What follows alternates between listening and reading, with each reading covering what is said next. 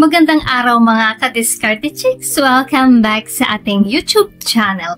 Sa video na ito, pag-uusapan natin ang mga nakakagulat na facts o katotohanan tungkol sa SEX na malamang hindi mo pa alam.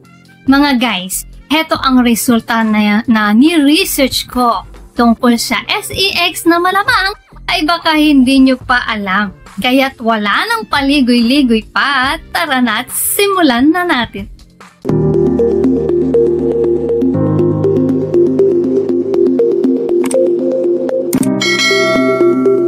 Shoutout nga po pala kay Rain Yap. Salamat sa suporta mo. Sana ay nag-e-enjoy ka sa mga videos natin. So, let's start! Mga guys, ito ang ilang natuklasan nila tungkol sa SEX na malamang ay baka hindi nyo pa alam. Number 1, ang G-spot o ang Grafenberg spot ay isang maliit na lugar sa harap at itaas na bahagi ng kuweba. Mga 2 inches mula sa bukana kapag tama ang pagkaka-stimulate. Matinding kaligayahan ang pwedeng ibigay nito, pero alam mo ba, hindi lahat ng babae pare-pareho ang lokasyon ng G-spot at hindi rin lahat nararanasan ng same sensation dito. Number 2, ayon sa pag-aaral, ang mga babae ay pwedeng makaraos ng ilang beses sa pakikipagbakbakan kapag magaling at maayos ang pagkakagawa nito, na hindi tulad ng mga kalalakihan na kadalasang nakakaisa lamang kada round. Talo namin kayo dyan! Number 3, ayon sa ilang pag-aaral, kapag matinding bakbakan pala at nasa sobrang kasarapan pala ay maaaring maihayin tulad ito ng parang naka-high sa cocaine. So ganyan pala ang pakiramdam mga guys. Number 4, hindi dapat pinagbabasihan ng higpit ng kuweba kung ang isang babae ay birhen pa. Maraming factors ang pwedeng maging dahilan ng pagkahigpit o luwang ng kuweba. Number 5, ang pagkain ng hotdog o ng pechay ng partner o oral SEX mo ay maaaring magdulot ng STI or sexually transmitted diseases. Kaya't siguraduhin malinis at monogamous ang inyong partner. O ibig sabihin ay hindi maraming partners o sumasidelines sa iba. Delikado po yan. Pero bago pa po tayo magpatuloy, kung hindi ka pa nakakapag-subscribe, baka naman i-hit mo ng subscribe button. Now na! As in now na!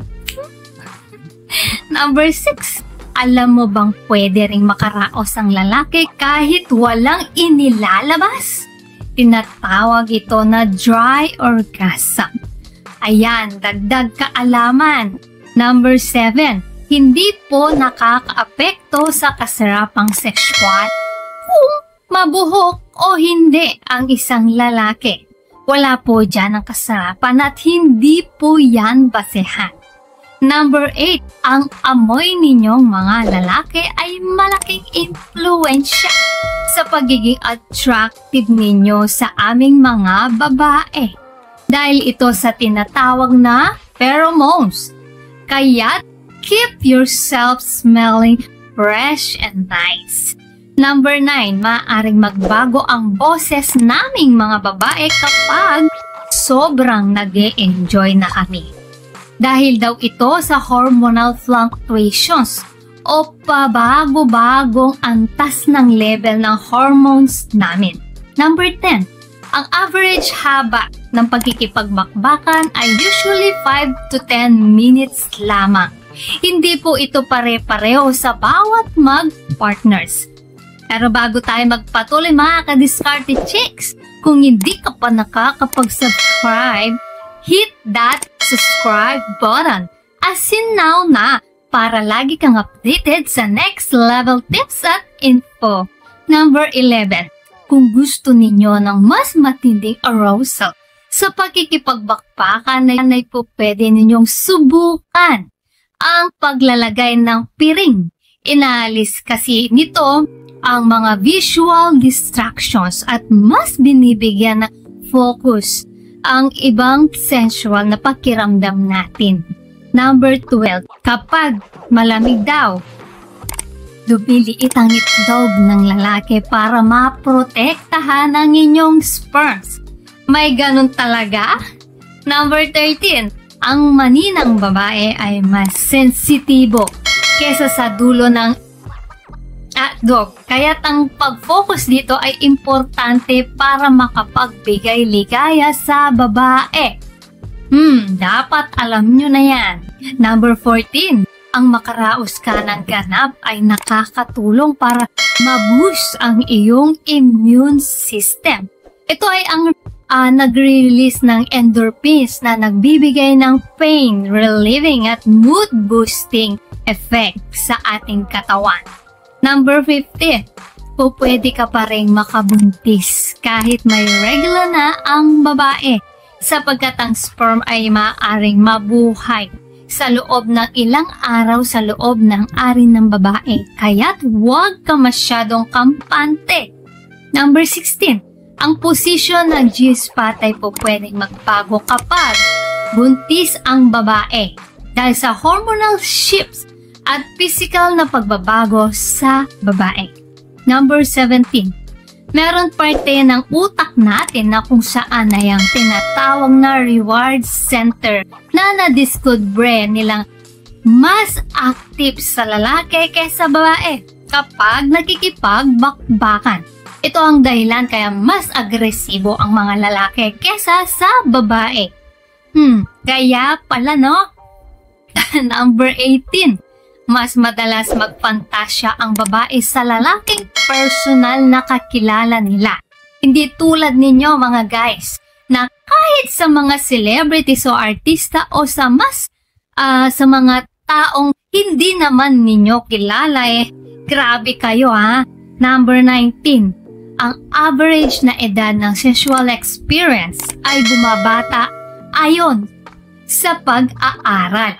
Maaring ito ay dulot ng iba't ibang factors. Kasama na rito ang madali ang access sa internet. Naku, pabata na talaga.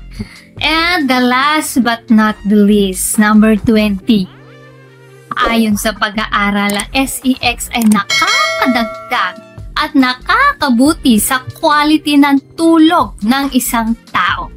Sapagkat ito ay nagre-release ng hormones na nagpo-promote ng relaxations at masarap na pagtulog. May knockout effect. So yan mga ka-diskarte chicks, ang 20 na katotohanan tungkol sa pakikipag-SEX. Sana ay may natutunan po kayo sa video natin ngayon. Please comment down below ang inyong mga reactions sa ating video ngayon. At kung may gusto po kayong i-share or itanong, i-comment nyo lang po sa comment section. Kung nagustuhan nyo po ang video nito, ay huwag kalimutang mag-like, share and subscribe para sa iba pang useful na content tulad nito. Maraming salamat sa panonood. Hanggang sa susunod na video, ingat kayo palagi. Let's spread love.